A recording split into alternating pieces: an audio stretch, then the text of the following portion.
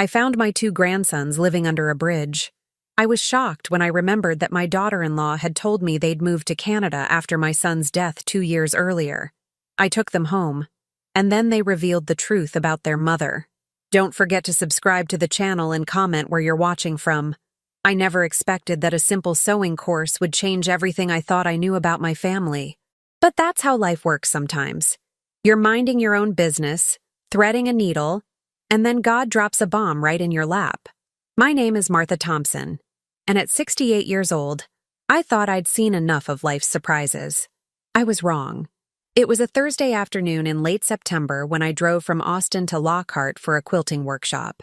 The woman teaching it, Rosa Pelosi, had a reputation for her intricate patterns, and I'd been looking forward to learning her techniques for months. The drive took about 40 minutes through hill country, past fields turning golden in the autumn light. The workshop ended around 4:30, just as dark clouds rolled in from the west. Texas weather can turn on a dime, and this storm looked mean. I hurried to my car, but the rain caught me halfway across the parking lot. Fat, cold drops that soaked through my cardigan in seconds. I decided to wait it out under the covered area near the community center, watching the rain sheet across the parking lot. That's when I noticed the creek behind the building had swollen considerably. Through the downpour, I could make out the old stone bridge that crossed it, the one they'd built back in the 1950s and never bothered to replace. Something moved beneath the bridge. At first I thought it might be a dog or maybe a homeless person seeking shelter, but then I saw two figures, small, huddled together. Children. My heart seized. What were children doing out here in this weather? I grabbed my umbrella and made my way down the muddy embankment, my sensible shoes slipping on the wet grass. "Hello?" I called out. "Are you all right down there?" The figures didn't move. As I got closer, ducking under the low arch of the bridge, I could see them more clearly. Two boys, maybe 12 or 13, dressed in clothes that had seen better days. They were soaked, shivering, pressed against the cold stone. "It's okay," I said gently. "I'm not going to hurt you. You need to get out of this weather." One of the boys looked up, and I felt the world tilt beneath my feet. I knew that face. I knew those eyes. My son David's eyes, the same warm brown with flecks of gold. "Liam?" The name came out as a whisper. The boy's eyes widened. "Grandma Martha?" The other boy looked up then, identical to the first. "Grandma?" Noah. Liam and Noah. My twin grandsons. The boys I'd been told were living in Canada for the past 2 years. I dropped to my knees in the mud, not caring about my dress, my car, anything. "Oh my God. Oh my sweet boys. What are you doing here? What happened?" They both started crying then, launching themselves into my arms. I held them as tightly as I could, feeling how thin they'd become, how their clothes hung loose on their frames. They smelled like rain and earth and something else. Fear, maybe, or desperation. "We thought we'd never see you again." Liam sobbed against my shoulder. "Mom said you didn't want us anymore," Noah added, his voice breaking. "What? No, that's not true. I pulled back to look at their faces, wiping tears from their cheeks with my thumbs. "Your mother told me you moved to Canada. She said it was too hard to stay in Texas after your father died. She said she needed a fresh start." The boys exchanged a look, something dark and knowing passing between them. "We never went to Canada," Liam said quietly. My blood ran cold. "Then where have you been?" Before they could answer, headlights swept across the bridge above us. A car door slammed, and I heard footsteps on the wet pavement. "Stay here," I whispered to the boys, and started to climb back up the embankment. A man stood by the bridge, squinting through the rain. He was maybe 50, with a beer gut and a red windbreaker. "Everything okay down there?" "Just helping some kids get out of the storm," I called back. He took a step closer, and I saw his eyes narrow as he caught sight of the boys behind me. "Those the Thompson kids?" A chill went through me that had nothing to do with the rain. "Do you know them?" "Know them? Hell, I've been looking for them for 2 days. Their mom is worried sick." He pulled out his phone. "I should call her, let her know." "No," I said sharply, surprising myself with the force of it. Something in my gut told me this was wrong, all wrong. "These are my grandsons. I'll take care of notifying their mother myself." The man hesitated, his thumb hovering over his phone screen. In that moment, I saw something flicker in his expression. Calculation, maybe, or greed. "You're Martha Thompson," he said slowly. "David Thompson's mother." "That's right. Amanda said you were crazy. Said you'd been harassing them, trying to take the kids." My jaw dropped. "That's a lie. I haven't even spoken to Amanda since the funeral. She told me she was moving to Canada, and I respected that, even though it broke my heart." "Well, that ain't how she tells it." He took another step forward. "Look, lady, I don't want any trouble, but those boys belong with their mama, and I'm going to have to insist. The boys are coming with me," I said, and there was steel in my voice I didn't know I possessed. "If Amanda has a problem with that, she can contact me directly. Now, if you'll excuse us, we're all soaking wet and need to get home." I turned and gestured for Liam and Noah to follow me. They scrambled up the embankment, and I kept myself between them and the man, who watched us with a strange expression. "This ain't over," he called after us. "Amanda's going to hear about this." I didn't respond, just herded the boys to my car and got them inside. My hands were shaking so badly I could barely get the key in the ignition. As we pulled out of the parking lot, I glanced in the rearview mirror. The man was on his phone, his face illuminated by the screen's glow. "Who was that?" I asked the boys. They sat huddled together in the back seat, and it was Noah who answered, his voice small and frightened. "That's Kevin," he said. "Mom's boyfriend. He's the one who threw us out." The rain hammered against the windshield, and through it, I could barely see the road ahead. But I drove anyway, my mind racing faster than the car, trying to make sense of what was happening. 2 years. My grandsons had been somewhere in Texas for 2 years, and I'd had no idea. Amanda had lied to everyone. To me, to David's friends, to our whole community. She'd collected the life insurance money, David's pension, everything, and told us all she was starting over in Canada. But if she'd never left Texas, where had the boys been? And why were they living under a bridge? "Grandma," Liam said softly from the back seat, "there's something you need to know about Mom, about what really happened after Dad died." I glanced at them in the mirror, saw the fear and exhaustion written on their young faces. "Tell me everything," I said, "and don't leave anything out."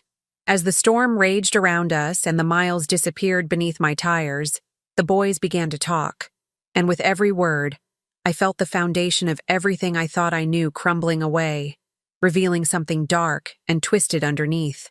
By the time we reached the Austin city limits, I understood 3 things with perfect clarity. First, my daughter-in-law was not the grieving widow I'd believed her to be. Second, my grandsons had been abandoned, neglected, and very possibly worse. And third, this was only the beginning of a much larger, more dangerous story. The question was, how deep did the lies go, and who else was involved? I was about to find out. The boys fell asleep in the car before we even reached the highway. I watched them in the rearview mirror, their heads tilted toward each other, faces pale and exhausted. They looked so much like David at that age. Same sharp cheekbones, same dark hair that never wanted to lie flat. My son had been gone 2 years, 3 months, and 16 days. But seeing his children like this made the grief feel fresh and raw all over again. I lived in a modest 2-bedroom house in Travis Heights, a quiet neighborhood south of the river. David had grown up in that house. He'd carved his initials in the oak tree out back when he was 7. Amanda had never liked the place, said it was too small, too old-fashioned. She'd wanted me to sell it and move into one of those sterile retirement communities. Now I was grateful I'd refused. I pulled into the driveway just after 6. The rain had stopped, but the air still smelled like wet earth and electricity. I gently woke the boys and led them inside, my heart breaking at how they looked around the living room as if seeing a museum of their childhood. The photos on the mantel, David's old baseball trophy, the quilt I'd made when they were born. "You still have our picture," Noah whispered, pointing to a framed photo from their 8th birthday party. "Of course I do. I never stopped thinking about you boys." I made them hot showers while I prepared sandwiches and soup. They ate like they'd been starving, which I realized with horror they probably had been. I watched them devour 3 sandwiches each, 2 bowls of soup, and half a package of cookies, and I had to fight to keep my expression calm and pleasant. Only after they'd eaten did I sit down across from them at the kitchen table. "Now," I said gently, "tell me what happened. Start from the beginning." Liam and Noah looked at each other, and I saw that silent communication twins often have. Finally, Liam began to speak. "After Dad died, Mom changed. She started going out all the time, leaving us alone. She'd come home late smelling like alcohol and cigarettes. Then she met Kevin at some bar." Noah picked up the thread. "Kevin moved in maybe 3 months after the funeral. He was nice at first, but then he started getting mean. He'd yell at us for stupid things like leaving our backpacks in the living room or making too much noise." "Did he hurt you?"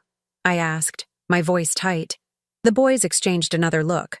"Sometimes," Liam admitted. "Nothing too bad. Mostly he just ignored us. But Mom, she changed even more after he moved in. It was like she forgot we existed. We heard them arguing one night," Noah continued, "about money. Kevin said the insurance money was running out, and Mom said there was still plenty. But Kevin said she'd spent it all on stupid things. Clothes, trips, her car. He called her a lot of bad names. I felt sick. The life insurance payout had been substantial, $250,000, plus David's pension and death benefits. It should have been enough to take care of the boys for years. Mom told us we were moving to Canada," Liam said. "She made us pack up everything, and we thought we were all going together. But then one day, she just left. She took Kevin and all her stuff, and she left us in the apartment with a note saying she'd come back for us in a few days." "How long ago was this?" I asked. 2 years ago, right after she told everyone we were moving." My hands clenched on the table.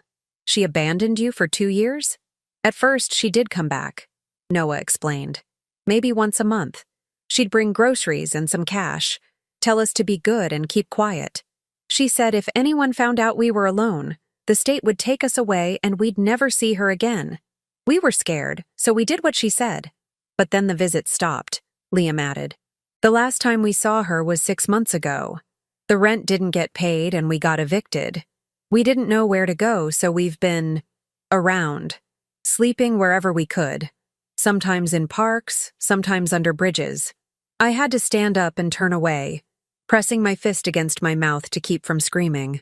My grandsons, David's children, had been homeless for 6 months while their mother was off playing house with her boyfriend, spending their father's life insurance money. "Did you try to contact me?" I finally managed to ask. "We didn't have your phone number," Noah said quietly. "And Mom said you didn't want us. She said you blamed us for Dad's death, that you couldn't stand to look at us because we reminded you of him." "That's not true. That was never true." I turned back to face them, tears streaming down my face. "Your father was my whole world, and you boys are part of him. I love you more than anything." The boys started crying then, and we all ended up in a messy embrace in the middle of my kitchen floor, holding each other and grieving for everything we'd lost. Later, after they'd fallen asleep in David's old room, I'd put them in twin beds I hadn't had the heart to throw away. I sat at my computer and started digging. I found Amanda's social media first. Her accounts were set to private, but her profile picture showed her with Kevin, both of them smiling on what looked like a beach somewhere. Her location said Dallas, not Canada. She'd changed her last name back to her maiden name, Amanda Pierce, which explained why I hadn't found her in my previous searches. I found Kevin's profile next. Kevin Marsh, age 52, living in Dallas. His posts were public, full of photos from bars and restaurants, football games, trips to New Orleans and Vegas. And in several photos from the past 2 years, there was Amanda, dressed in expensive clothes, drinking expensive wine, the life insurance money. She'd spent it all on this life, while her children slept under bridges. I was taking screenshots when my phone rang.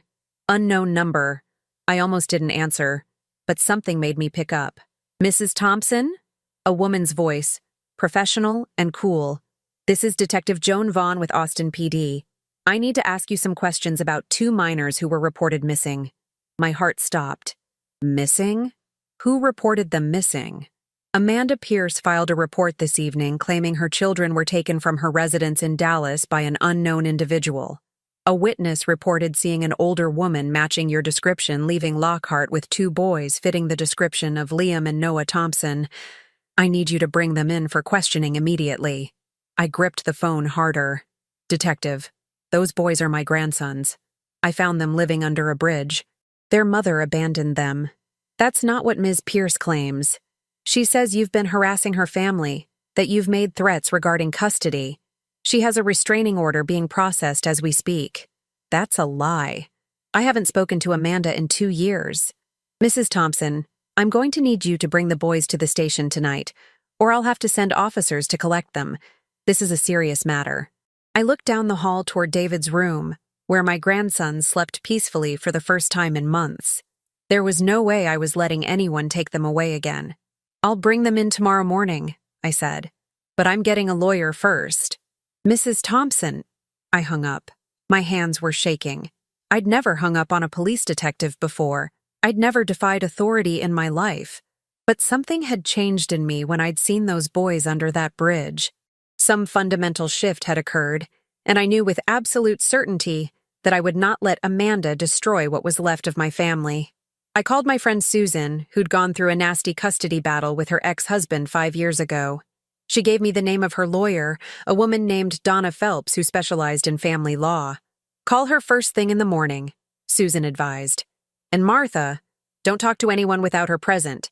Not the police, not Amanda, nobody. After I hung up, I made copies of all the screenshots I'd taken and emailed them to myself at 3 different addresses. Then I went through my filing cabinet and found David's will, the life insurance paperwork, and every document related to his death. It was past midnight when I finally crawled into bed, but sleep wouldn't come. My mind kept racing, turning over the facts like puzzle pieces that didn't quite fit together. Amanda had told everyone she was moving to Canada 2 years ago. She'd convinced me, David's friends, everyone in our community, but she'd never left Texas. She'd abandoned her children, spent their inheritance, and now that I'd found them, she was claiming I'd kidnapped them. Why? What was she hiding that was worth all these lies? And how had Kevin found us so quickly at that bridge? The timing was too convenient.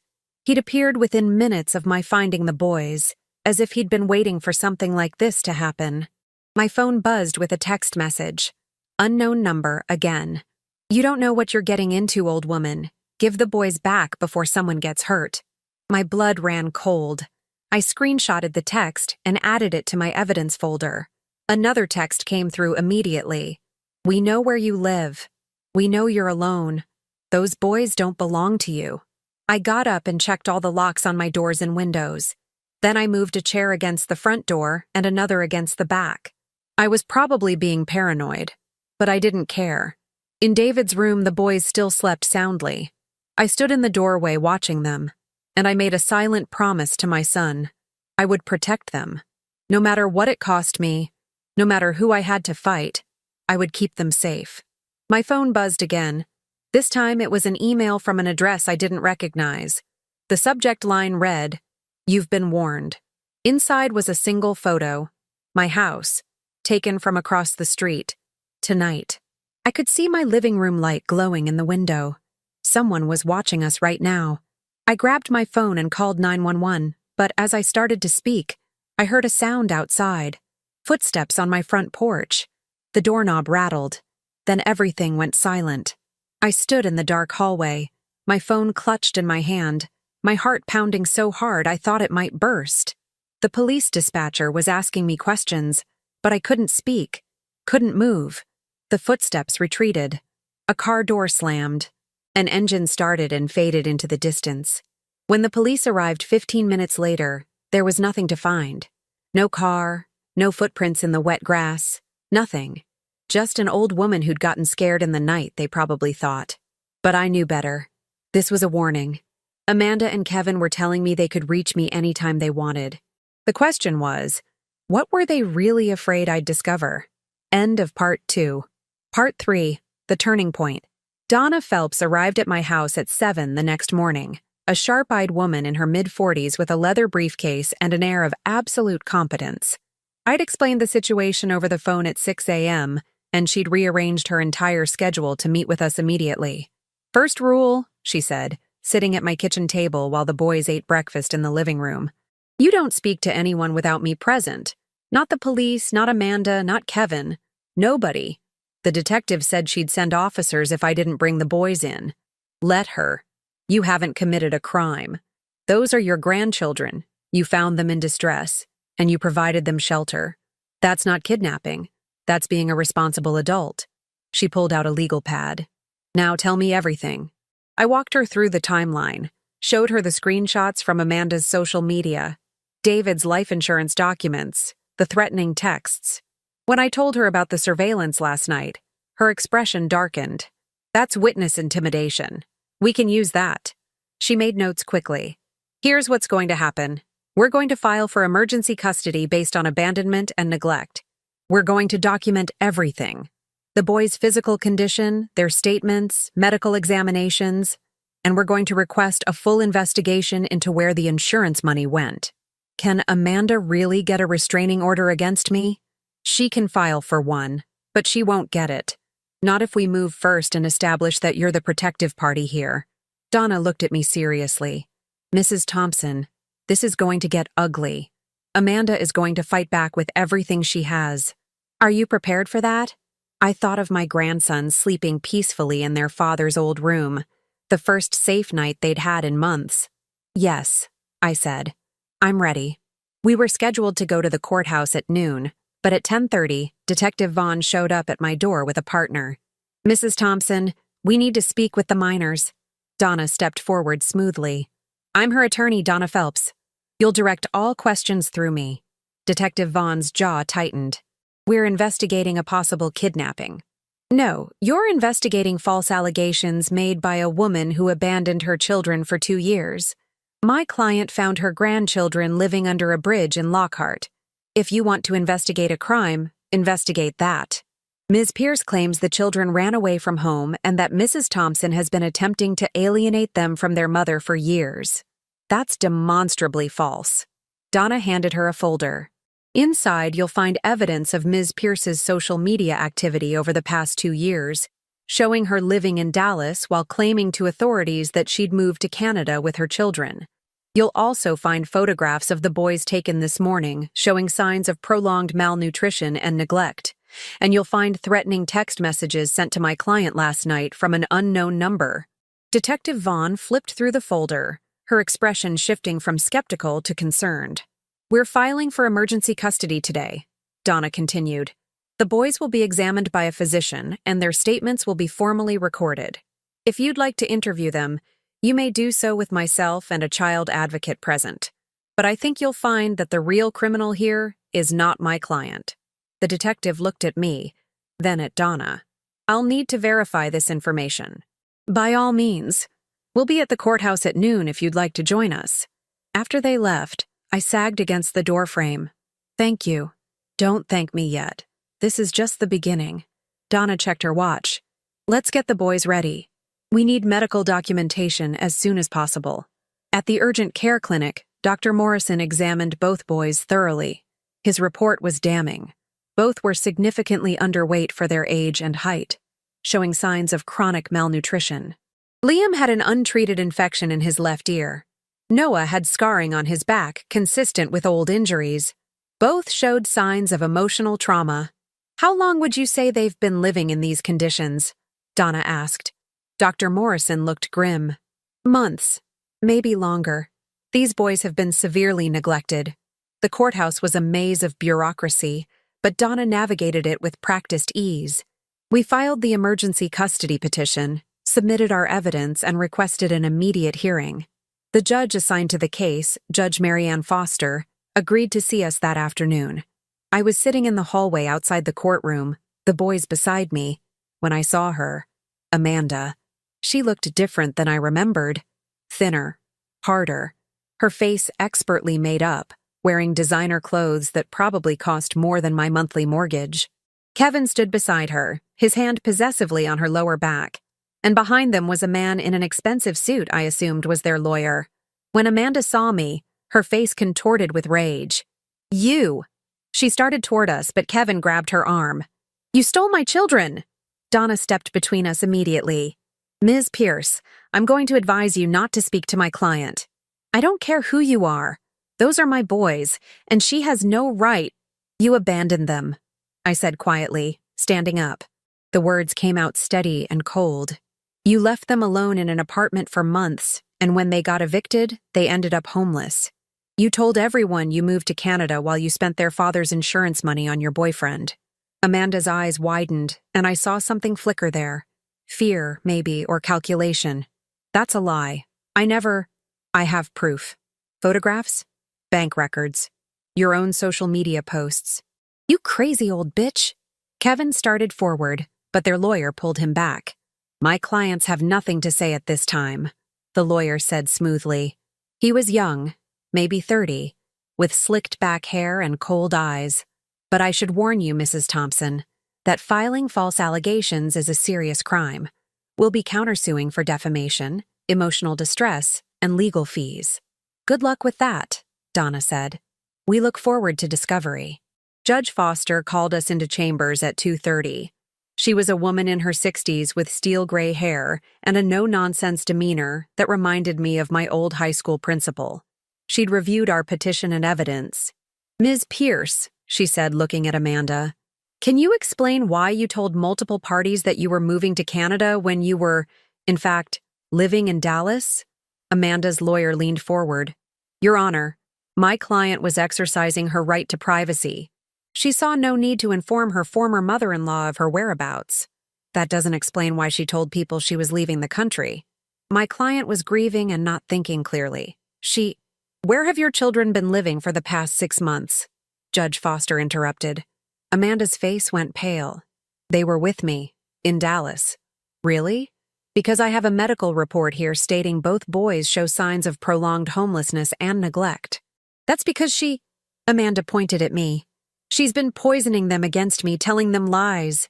Ms. Pierce, I've also reviewed the threatening text messages sent to Mrs. Thompson last night. Can you explain those? I never sent any texts. The messages came from a burner phone, but they referenced information only someone close to this case would know. Judge Foster looked at Kevin. Mr. Marsh, where were you last night between 10 p.m. and midnight? Kevin shifted uncomfortably. I was home, in Dallas. Can anyone verify that? I don't have to answer that. Actually, you do.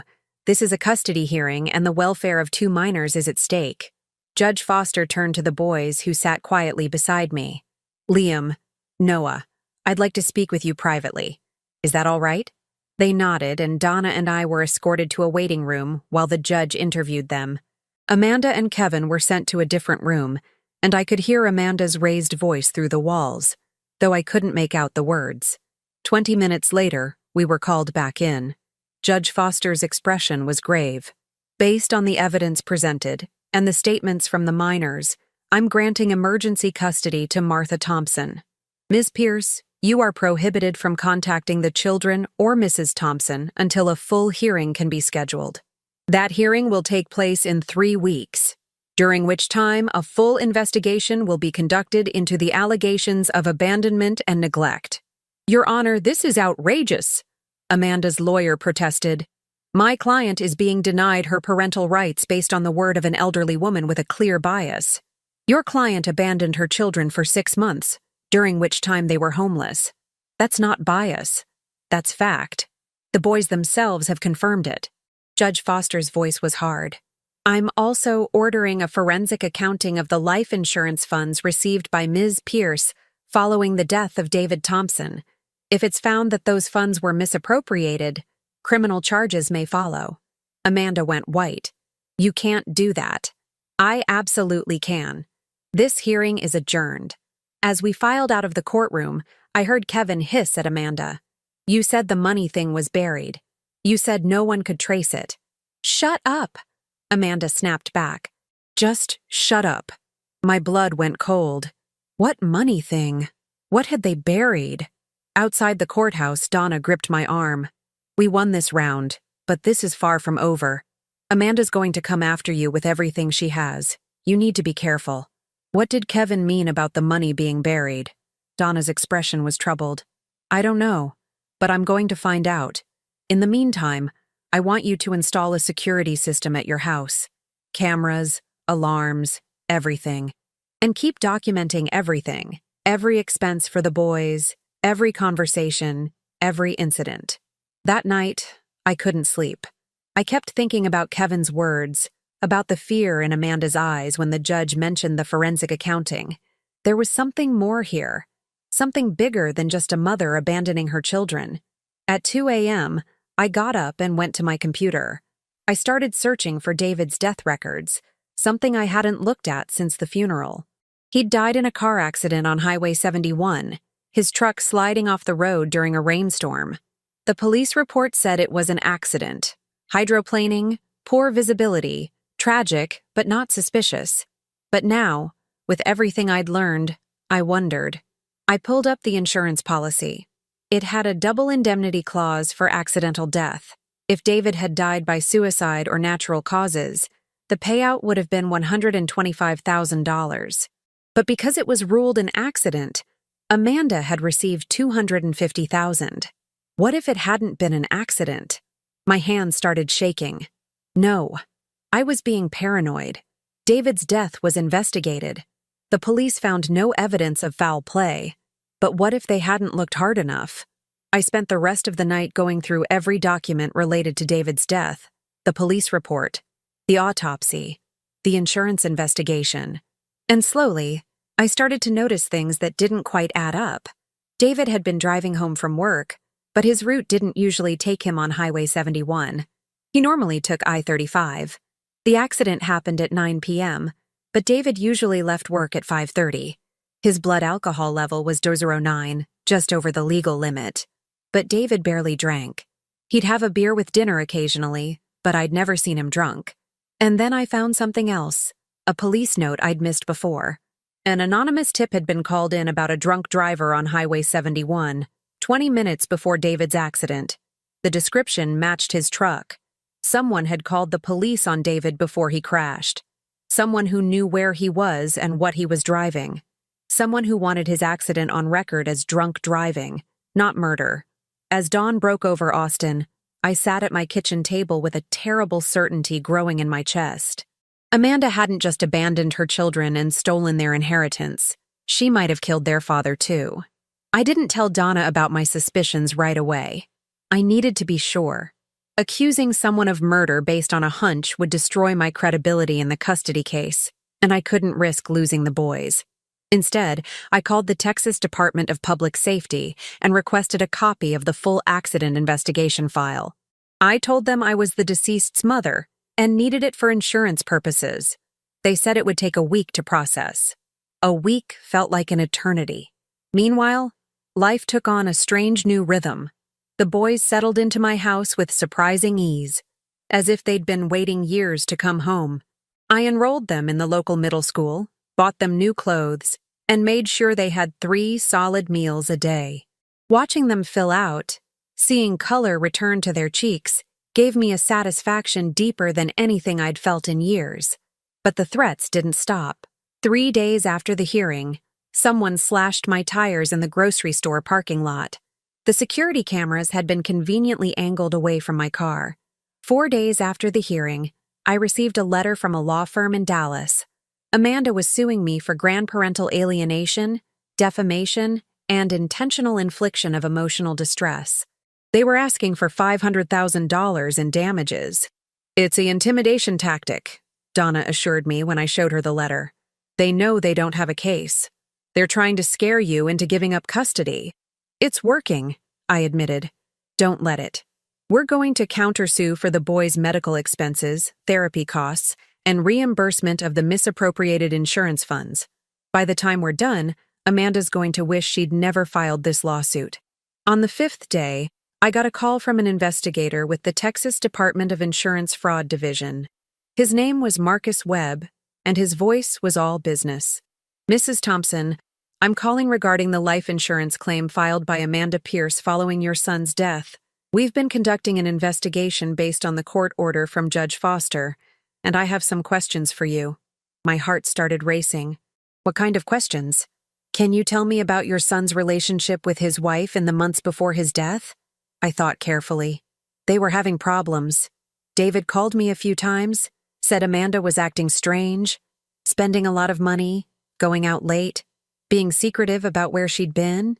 Did he ever mention suspecting infidelity? Yes. About 3 weeks before he died, he told me he thought Amanda was seeing someone else. He'd found hotel receipts in her purse and she'd been getting phone calls she wouldn't take in front of him. Did he confront her about it?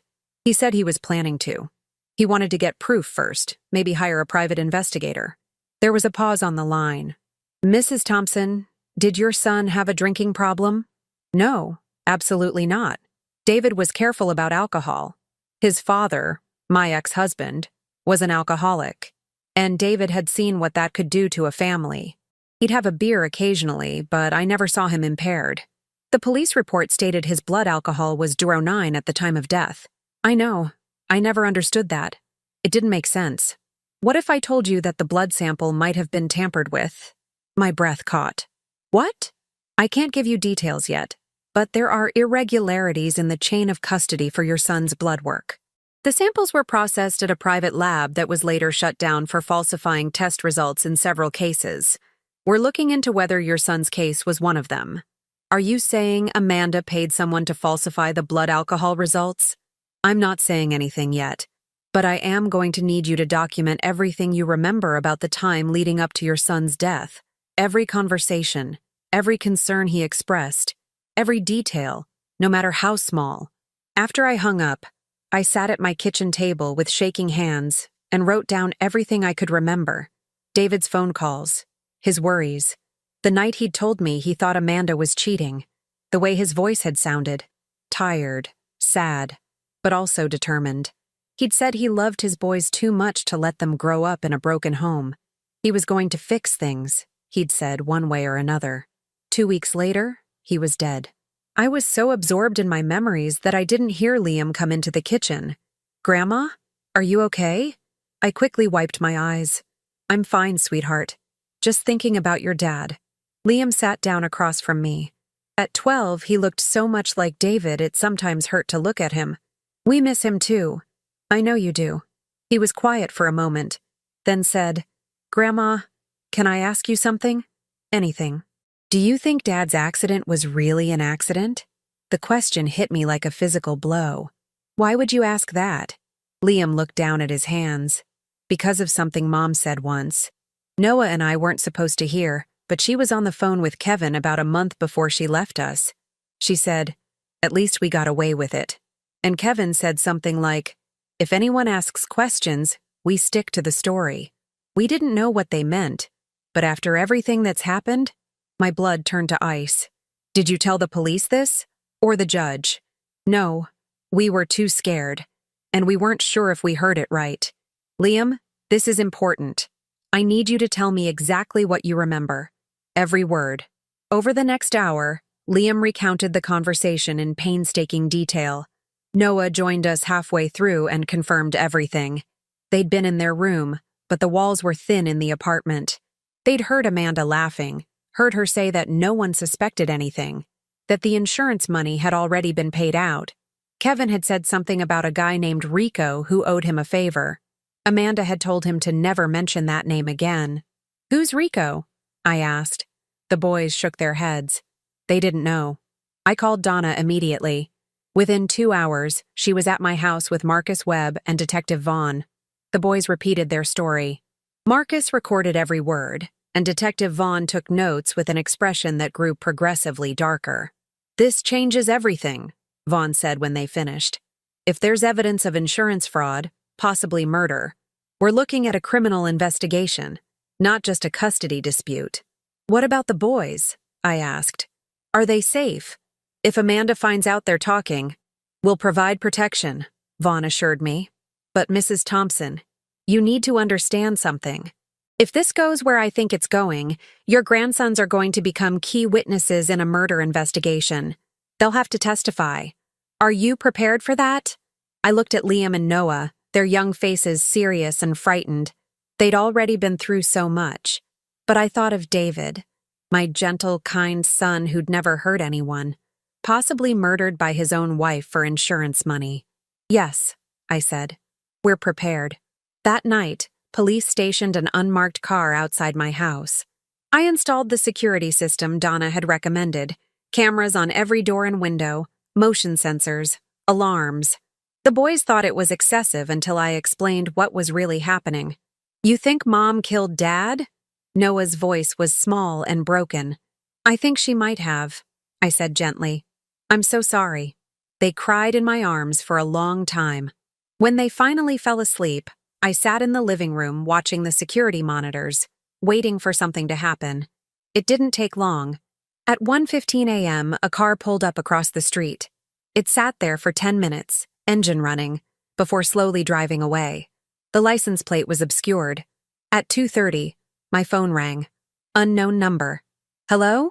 Heavy breathing on the other end, then, you should stop asking questions, Martha, for your own good. Who is this? Someone who knows what happens to old ladies who can't mind their own business.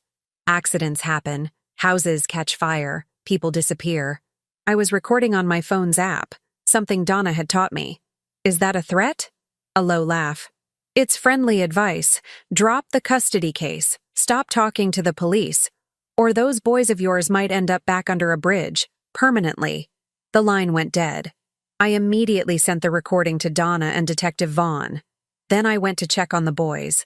They were both sleeping soundly, Noah's arm thrown over Liam's shoulder, looking younger and more vulnerable than ever. Whatever was coming, I had to be ready. The next morning, Marcus Webb called with news. We found Rico.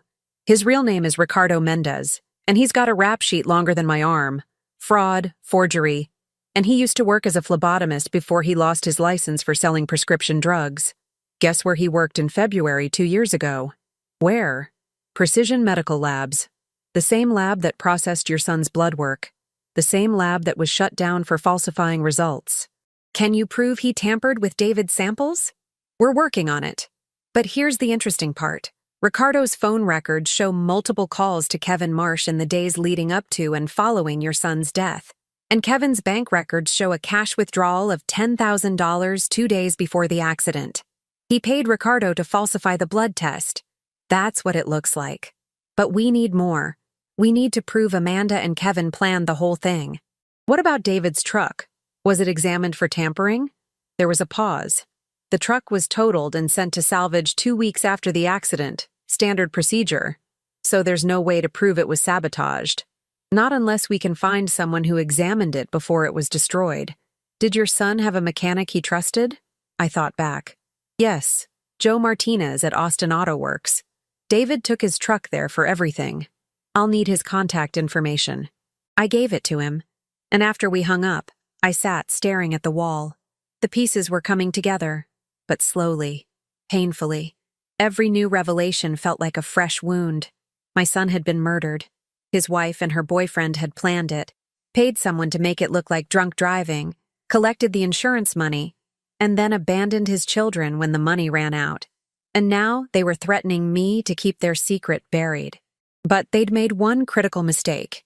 They'd underestimated a grandmother's love and an old woman's determination. The full accident investigation file arrived that afternoon. I spread it across my dining room table and went through every page, every photograph, every witness statement. And there, buried in the appendix, I found something the original investigators had missed. A photograph of David's truck before it was towed away. And in that photograph, clear as day if you knew what to look for, was evidence of cut brake lines. Someone had tampered with my son's vehicle. Someone had murdered him. And I was going to prove it. The photograph changed everything. I called Marcus Webb immediately, and within hours my dining room had become a command center. Marcus, Detective Vaughn, Donna, and 2 forensic specialists crowded around my table, examining the image under magnification. There, said one of the specialists, pointing. See that clean edge on the brake line? That's not wear and tear. That's a deliberate cut, partially severed so it would fail under pressure. Can we prove it? Vaughn asked. The photograph is clear enough. Combined with the testimony about Ricardo Mendez, Kevin's cash withdrawal, and the falsified blood alcohol results, you've got a strong circumstantial case. But without the actual vehicle or a confession, it's going to be hard to prosecute. Marcus looked at me. Mrs. Thompson, we need to draw them out. Make them think they've won, get them confident enough to slip up. How? The custody hearing is in 1 week. We're going to let Amanda think she has the upper hand. We'll leak information that you're considering dropping the case, that you're overwhelmed and scared. Then we'll set up a meeting, a mediation, supposedly to work out an agreement. We'll wire you, and you'll get them talking." Donna shook her head. "Absolutely not. Martha is not trained for undercover work. If they suspect anything—" "They're already threatening her," Marcus interrupted. "At least this way. We control the environment and we have backup." "He's right," I said quietly. Everyone turned to look at me. They're not going to stop. Even if I gave them custody tomorrow, they know I suspect the truth. I'm a liability to them now. Donna's expression was pained. "Martha, they've already killed once. They've threatened you, stalked you. If this goes wrong, then at least David will have justice." I met her eyes. "I'm doing this." The next few days were a carefully choreographed performance. Donna filed a motion requesting postponement of the hearing, citing my emotional exhaustion and stress. She leaked to Amanda's lawyer that I was having second thoughts, that the boys were proving difficult to manage, that I was an old woman who'd bitten off more than she could chew. The bait was irresistible. Amanda's lawyer called within 24 hours, suggesting mediation. "Just a simple meeting," he said, "to discuss the possibility of transitioning the boys back to their mother's care. No pressure. Very casual. They're going to push hard," Marcus warned me the night before the meeting. "They're going to try to intimidate you, make you feel guilty, play on your emotions. You need to stay calm and keep them talking." He fitted me with a wire, a tiny device hidden under my cardigan. "This microphone picks up everything within 15 feet. Don't touch it, don't adjust it. Just let it do its job." The boys didn't know about the plan. Donna had insisted. They'd been through enough, and if they knew their grandmother was walking into danger, they'd never let her go. I told them I had a meeting with lawyers and I'd be home in a few hours. "Be careful, Grandma," Liam said, hugging me tight. "I always am." The mediation was set for 2 p.m. at a conference room in a downtown office building. Donna, Marcus, and Detective Vaughn would be in the room next door, listening and ready to intervene if necessary.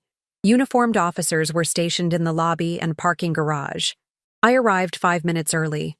My hands were steady, my mind clear. I'd spent the last week preparing for this moment, and I was ready. Amanda arrived exactly on time, Kevin at her side. She looked polished and put together in a cream-colored suit, her hair perfectly styled. Kevin wore a button-down shirt and slacks, looking more respectable than I'd ever seen him. Their lawyer, the young man with slicked-back hair, carried a leather folder. "Martha," Amanda said, her voice dripping with false warmth. "Thank you for agreeing to meet." I nodded but didn't speak. We sat down across from each other at a long conference table.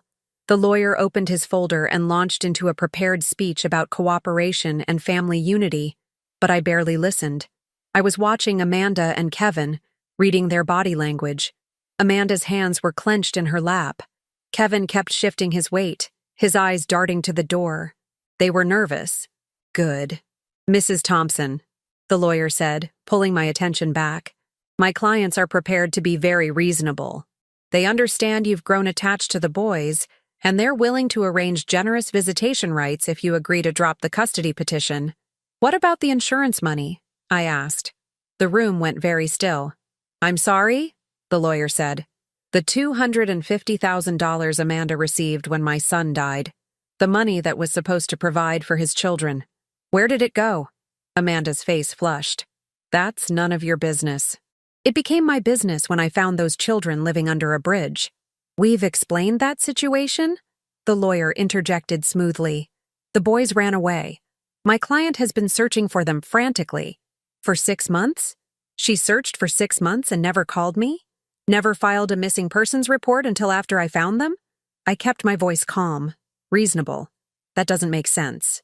"You're twisting things," Kevin said, his voice hard. "You're trying to make Amanda look bad because you're bitter and alone and you want to take her kids away. Is that why you slashed my tires? Because I'm bitter and alone? I don't know what you're talking about. And the phone calls? The threats? The surveillance outside my house?" Amanda's lawyer stood up.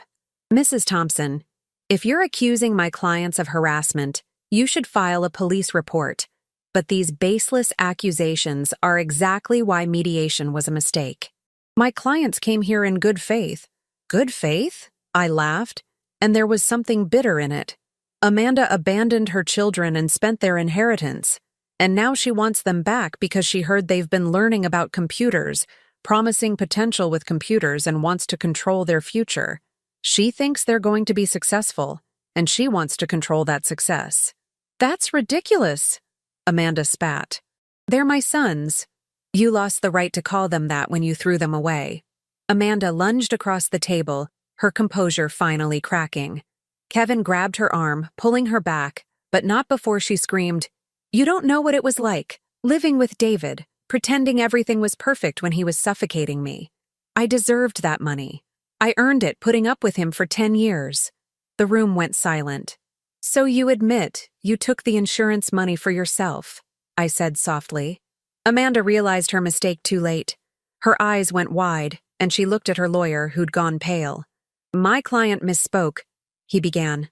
No, let her finish, I said. You took the money. You spent it on yourself and Kevin.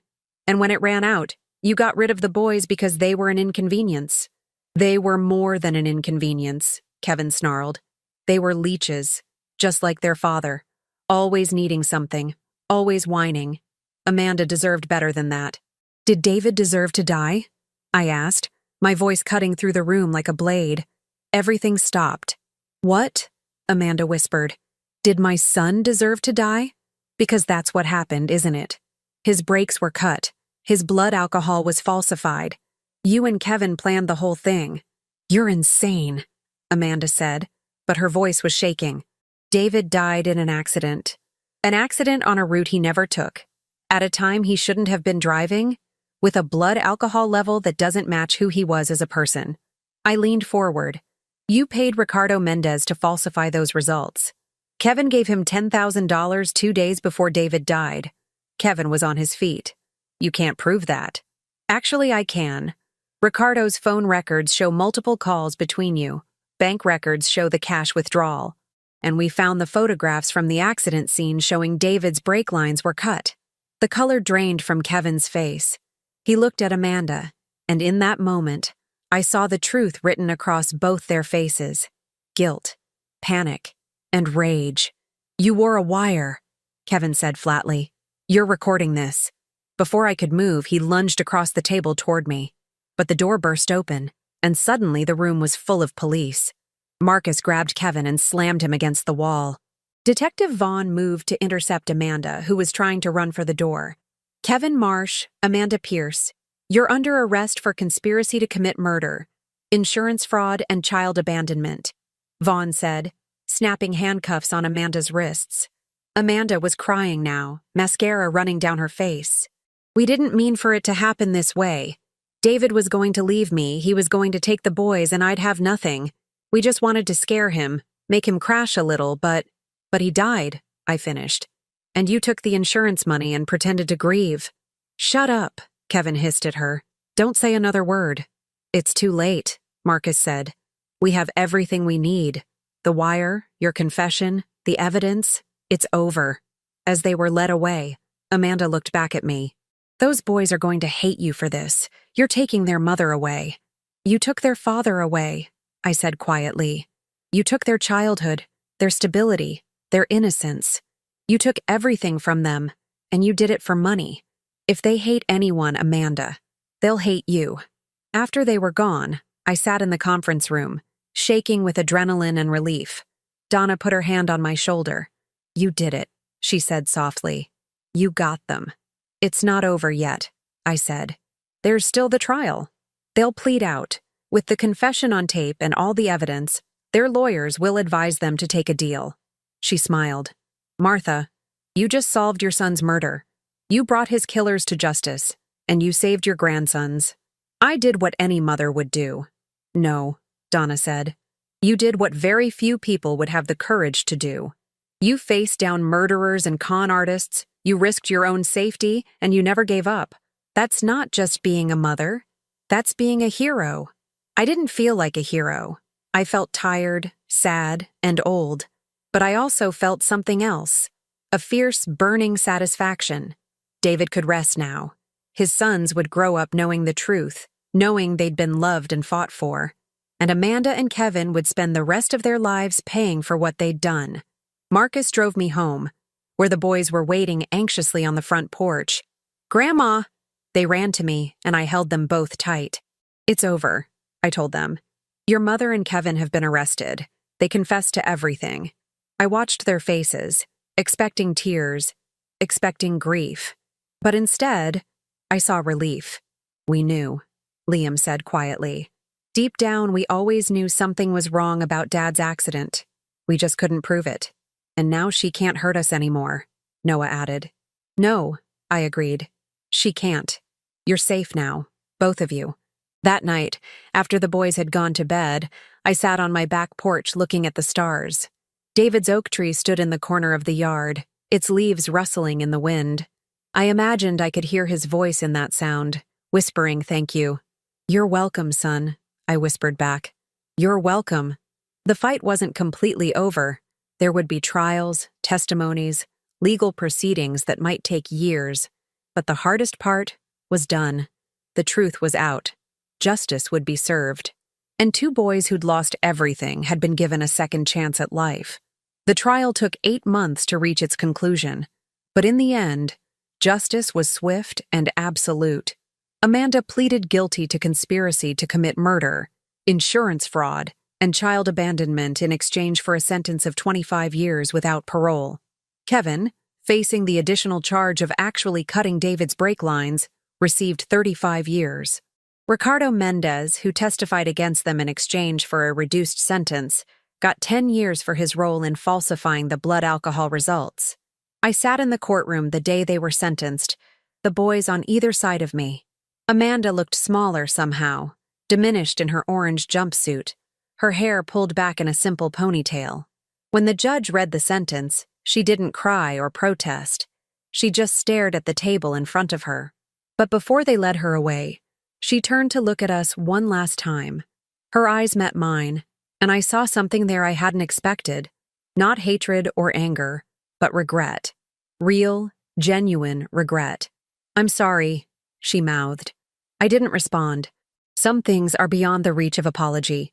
The insurance company awarded the boys a settlement of $400,000, the original policy amount plus damages for the fraud.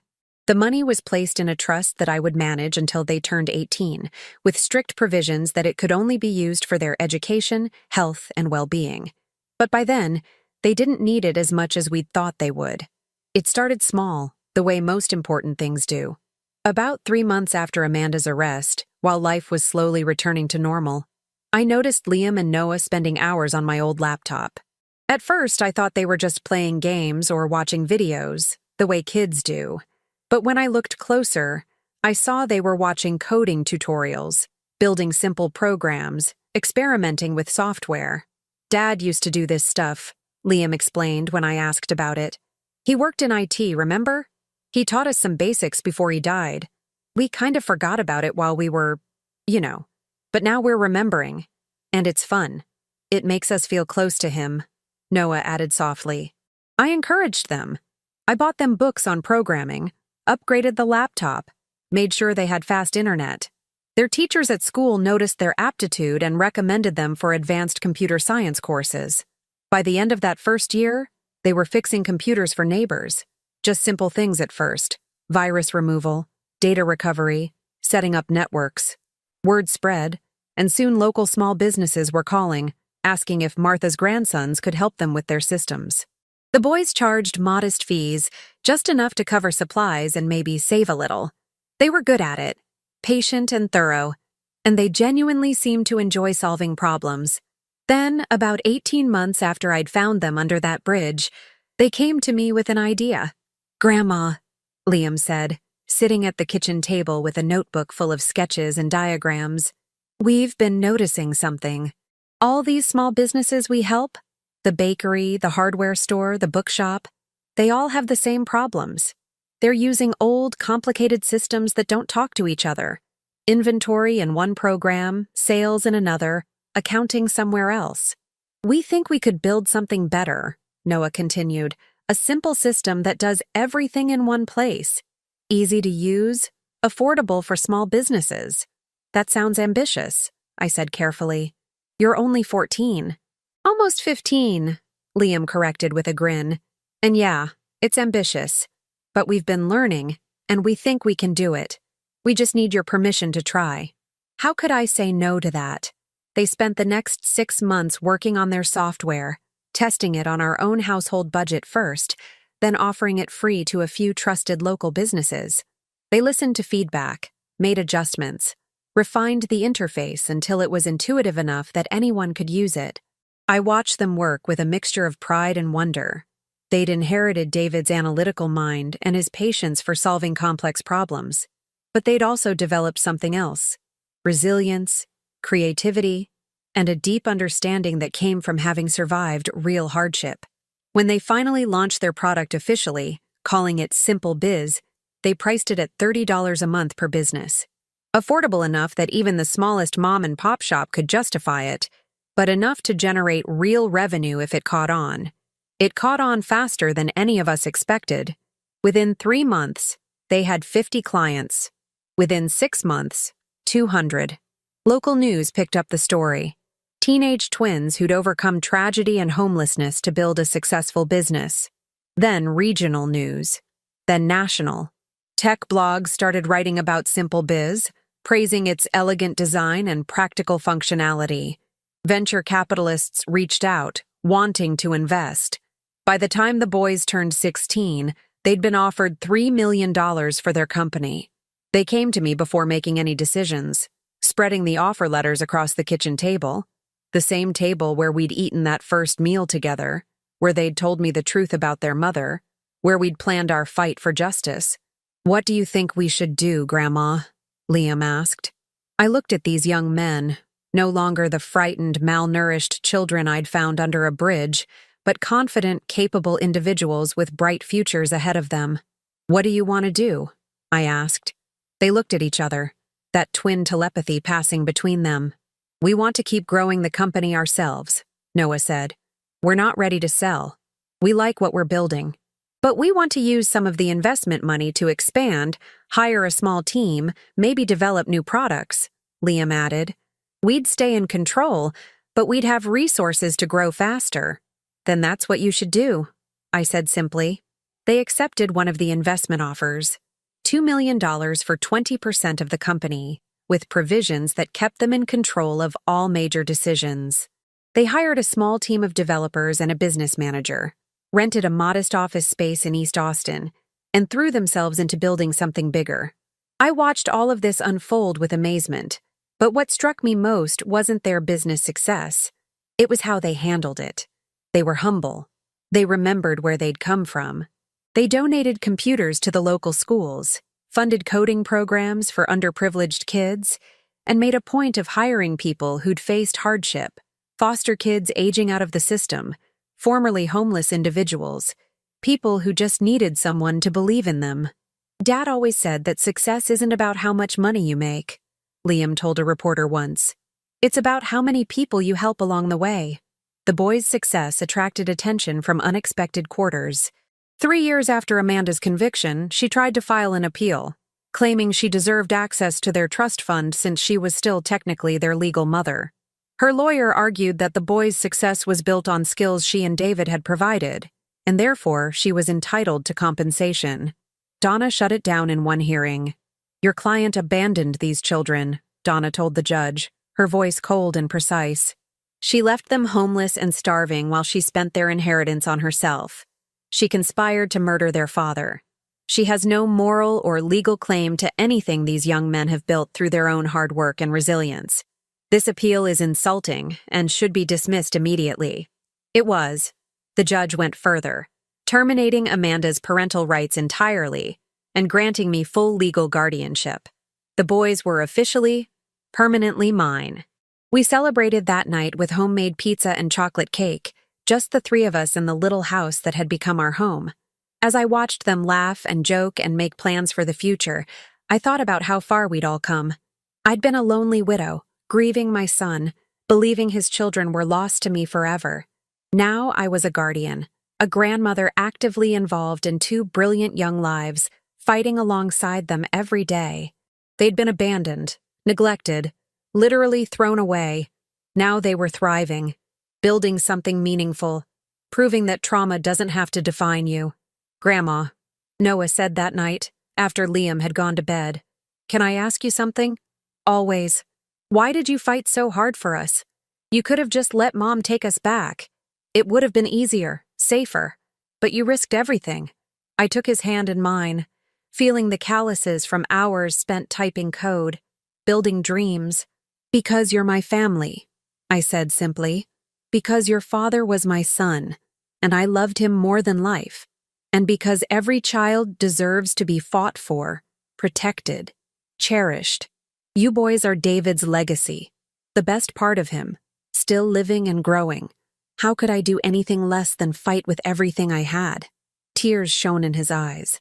"We won't let you down. You couldn't if you tried. I'm already so proud of you both." As the years passed, the story of the boys and their grandmother became something of a local legend in Austin. People would point us out in restaurants. "That's Martha Thompson and her grandsons, the Simple Biz kids." But we never let it go to our heads. The boys finished high school early, enrolled in computer science programs at UT Austin, and continued to run their company with impressive maturity. Simple Biz expanded beyond inventory management to include payroll, scheduling, and customer relationship management, always with the same focus on simplicity and affordability. By the time they were 21, the company was valued at $50 million. They could have sold and retired. Instead, they doubled down, using their resources to create programs that helped small businesses survive economic downturns, offering free services to nonprofits, and establishing a scholarship fund for students pursuing technology education. They named the fund after their father, the David Thompson Memorial Scholarship for Students Overcoming Adversity. I attended the first scholarship ceremony, watching as 10 deserving students received funding for college. The boys gave speeches about resilience, about the people who'd helped them, about the power of second chances. "We were given a second chance when our grandmother found us and refused to give up on us," Liam told the audience. "She taught us that wisdom isn't about age or education. It's about courage, determination, and love. She showed us that you can face down any obstacle if you're fighting for something that matters." "She's our hero," Noah added. "And we hope to spend the rest of our lives making her proud." I cried like a baby, but they were wrong about one thing. They weren't making me proud. They'd already done that 1,000 times over. They were making David proud, wherever he was. They were honoring his memory by being good, kind, brilliant men who used their gifts to help others. As I sat in my garden that evening, David's oak tree swaying in the breeze, I thought about the journey that had brought us here. It started with a rainy afternoon and 2 frightened boys under a bridge. It continued through threats and danger, courtrooms and confrontations, long nights and difficult decisions. But it ended here, in peace, in safety, in a future bright with possibility.